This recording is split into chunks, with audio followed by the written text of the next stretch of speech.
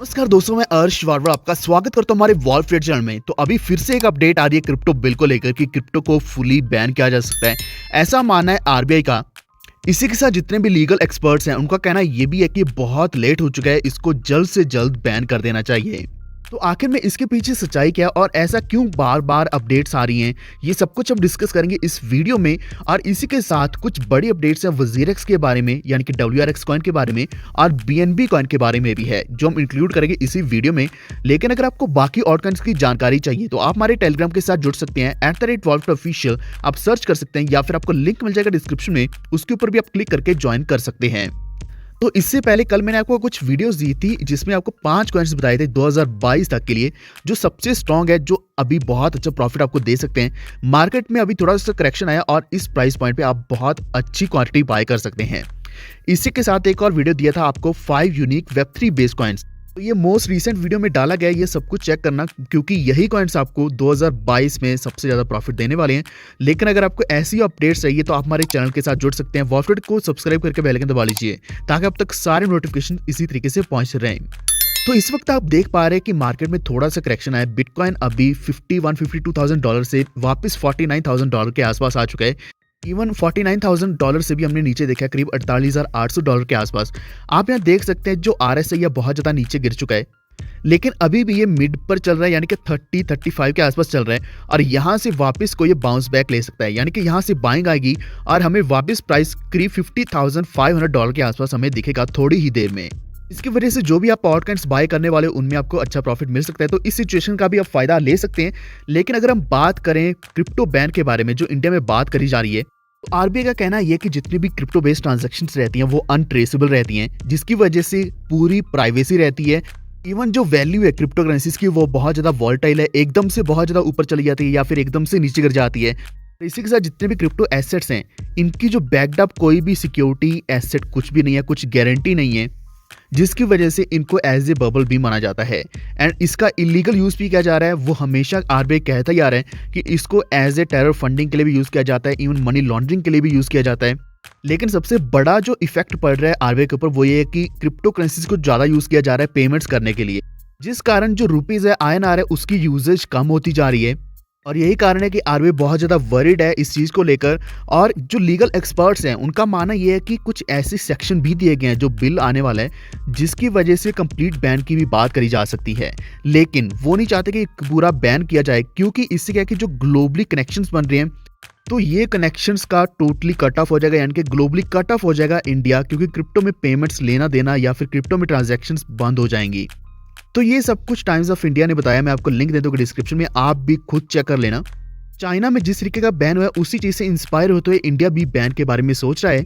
लेकिन फिर भी गवर्नमेंट कोशिश कर रही है कि क्रिप्टो करेंसीज को एज ए इन्वेस्टमेंट इंस्ट्रूमेंट अगर माना जाता है या फिर इसको प्लान किया जाता है रेगुलेट करने के लिए, तो इसके लिए इनकम टैक्स रेगुलेशंस किस तरीके की आनी चाहिए कि अगर इसको एसेट माना जाएगा तो इसके ऊपर कैपिटल गेन्स आएंगी और कैपिटल गेन्स के ऊपर GST TDS ये सब कुछ काटने का पूरा सोच रहा है इंडिया। ऐसी इंडियन गवर्नमेंट की सोच है, लेकिन इसको लेकर कोई भी लॉ अभी तक नहीं आया, कोई भी ऐसा सेक्शन रेडी नहीं हुआ है। बिना रेगुलेशन के भी इंडियन गवर्नमेंट ये चाहती है कि इंडिया में से कोई भी पैसा बाहर नहीं जाना चाहिए बिना किसी परमिशन के। तो उनका कहना यह कि फॉरेन एक्सचेंज रेगुलेटेड मार्केट है इंडिया, लेकिन इसको एज ए डेवलप्ड कंट्री की तरह फ्री मार्केट नहीं मानना चाहिए, क्योंकि यहाँ क्या है कि जो ट्रांजैक्शंस हैं वो फॉरेन में बिना किसी परमिशन के करी जा रही हैं।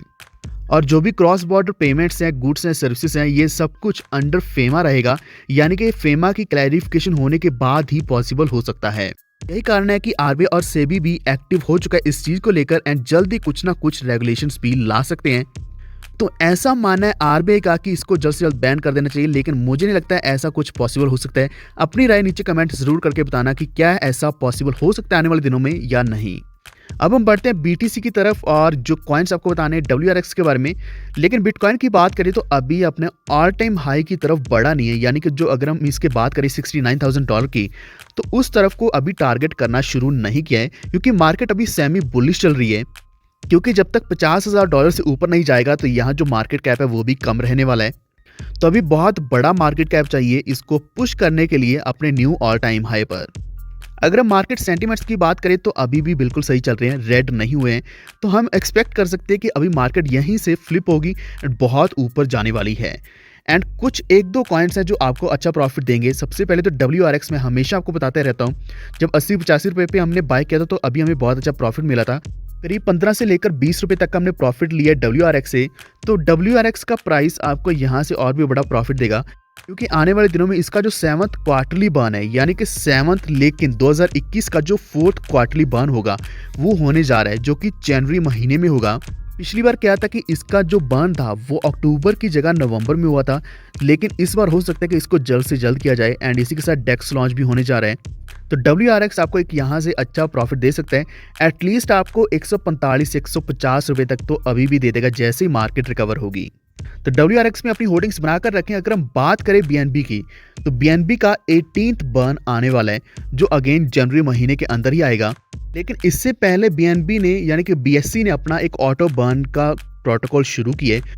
तो एक्चुअल में BSE का ब्रूनो अपग्रेड आया था नवंबर 30 को, तब से ये एक नया अपग्रेड आया है। पिछली बार अगर हम 17th बर्न की बात करें तो ये करीब 1.3 मिलियन BNBs के सर्कुलेशन को बर्न किया गया था उस वक्त। लेकिन अभी BNB को और भी ज़्यादा डेवलप किया जाएगा। BSE में क्या कि और भी ज़्यादा डेवलपमेंट्स आ रही हैं, तो BNB क्या है कि लगातार बर्न होता रहेगा हर एक ट्रांजैक्शन के साथ। तो ये जो ऑटो बर्न है लगातार चलता रहेगा, लेकिन जैसे BNB की टोटल सर्कुलेशन 100 मिलियन से नीचे चली जाएगी तो उस वक्त BNB का ऑटो बर्न हॉल्ट हो जाएगा, यानी कि उस वक्त रुक जाएगा। तो यही कारण है कि BNB का प्राइस हमें लगातार बुलिश दिखने वाला है। बिल्कुल ऐसा ही सेम इथेरियम में भी है। यही कारण है कि इथेरियम का भी प्राइस हमेशा 4000 से लेकर $4500 के बीच में रहता है। तो ये दोनों कॉइन्स आपको अच्छा प्रॉफिट देंगे। अगर हम बात करें 1 साल पहले, तो BNB की वैल्यू करीब $33 के आसपास थी। आज इसकी वैल्यू 500 साढ़े $500 के आसपास रहती है। तो इन एक्सचेंज बेस्ड कॉइन्स में हमेशा अपनी होल्डिंग्स बनाकर रखें। लेकिन अगर आपको बाकी ऑल्ट कॉइन्स की जानकारी चाहिए तो आप हमारे टेलीग्राम के साथ जुड़ सकते हैं। वॉलफिट ऑफिशियल आप सर्च कर सकते हैं। तो अगर आपको ये इन्फॉर्मेशन अच्छी लगी है तो इस वीडियो को लाइक एंड शेयर करते हुए हमारे चैनल वॉलफिट को सब्सक्राइब करके बेल आइकन दबा लीजिए, ताकि आप तक सारे नोटिफिकेशन सबसे पहले पहुंचते रहें। धन्यवाद।